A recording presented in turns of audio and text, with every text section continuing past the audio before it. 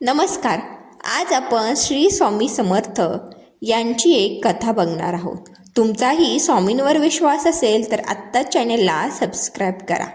साताऱ्याजवळच्या एका छोट्या गावात रमेश नावाचा मुलगा राहत होता. गाव लहान होतं पण लोक मनाने खूप मोठे होते. रमेशचं घर मात्र खूप साधं होतं. मातीची भिंत, टिनाचं छप्पर आणि घराच्या कोपऱ्यात एक छोटंसं देवघर. त्या देवघरात रोज सकाळी एक दिवा लागायचा आणि त्या दिव्यासमोर बसलेली असायची ती म्हणजे त्याची आई. शांताबाईची स्वामी समर्थावर खूप श्रद्धा होती.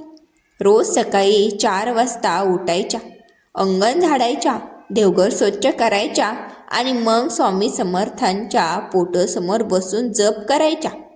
त्यांच्या तोंडात नेहमी एकच वाक्य असायचं, काळजी करू नका, करतील स्वामी समर्थ. रमेश लहान होता तेव्हा त्याला हे काही समजत नव्हतं. एक दिवस तो आईला म्हणाला, आई, रोज रोज त्या स्वामींना काय सांगतेस? आई हसली, बाळा, देवाला काही सांगायचं नसतं, फक्त मन मोकळं करायचं असतं. रमेश म्हणाला, पण ते ऐकतात का? आई शांतपणे म्हणाली, ते दिसत नाहीत पण योग्य वेळी मार्ग दाखवतात. रमेशला तेव्हा वाटायचं आई फक्त दिलासा देण्यासाठी बोलते. रमेशचे वडील तो लहान असतानाच गेले होते. घरात कमावणारा कोणी नव्हता. आई लोकांच्या घरात काम करून घर चालवायची. कधी कधी घरात खायला फारसं काही नसायचं, पण एक गोष्ट कधी कमी पडली नाही, आईचा विश्वास. ती नेहमी म्हणायची, बाळा, संकट येतं म्हणजे देव आपली परीक्षा घेतो. रमेश अभ्यासात खूप हुशार होता. गावातल्या शिक्षकांनाही त्याचं खूप कौतुक होतं.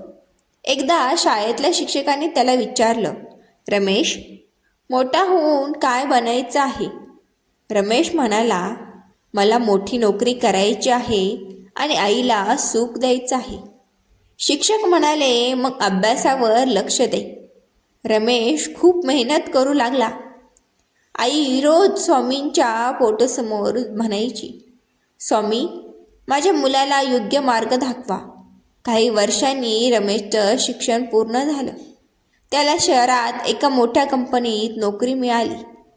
आईच्या डोळ्यात आनंदाचे अश्रू आले. ती म्हणाली, बघ, स्वामींनी ऐकलं. रमेश हसत म्हणाला, आई, हे माझ्या मेहनतीचं फळ आहे. आई काही बोलली नाही, फक्त स्वामींच्या फोटोसमोर नमस्कार केला. आयुष्यातलं मोठं संकट.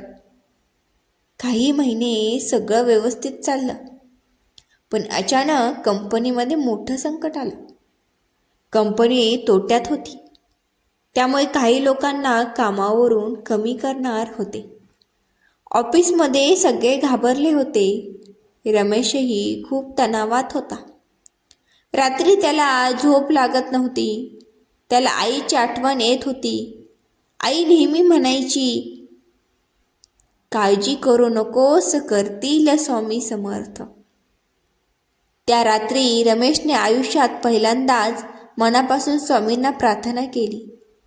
तो म्हणाला, स्वामी, जर खरंच तुम्ही असाल तर मला मार्ग दाखवा. दुसऱ्या दिवशी रात्री रमेश ऑफिसमधून घरी जात होता. रस्ता शांत होता. अचानक एका चौकात त्याची गाडी थांबली. समोर एक वृद्ध माणूस उभा होता. पांढरे केस, साधे कपडे आणि डोळ्यात विचित्र शांतता. तो हसत म्हणाला, बाळा, एवढा विचार का करतोस? रमेश आश्चर्यचकित झाला. तुम्हाला कसं कळलं?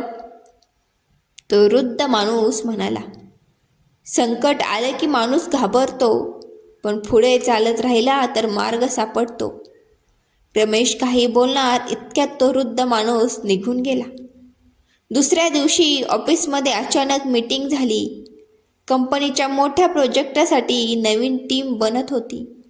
सगळ्यांच्या आश्चर्याने त्या प्रोजेक्टसाठी रमेशची निवड झाली.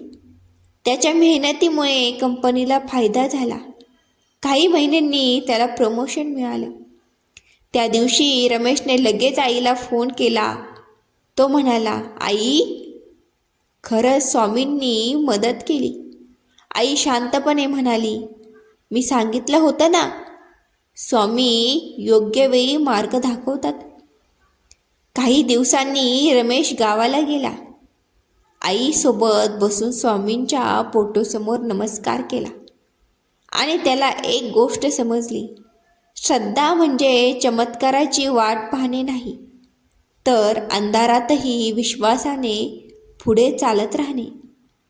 मित्रांनो, रमेशच्या आयुष्यात जे घडलं ते फक्त योगायोग होतं की स्वामींचा आशीर्वाद, हे तुम्ही ठरवा.